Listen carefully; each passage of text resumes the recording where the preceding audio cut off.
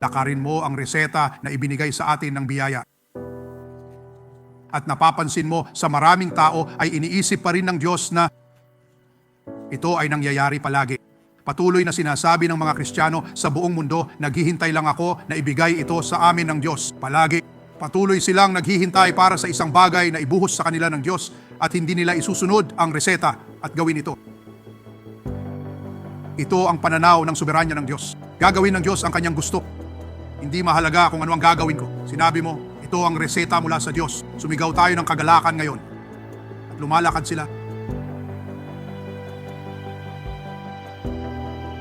Hindi ko talaga gusto gawin yon. Parang hindi mo rin gusto gawin ito. Nakapagsigaw ka ba dahil sa tuwa? Sinasabi ba ito na itigil? Sinasabi ba ni Pablo na itigil nang sabihin niyang magalak palagi? Iyan ang reseta mula sa Diyos.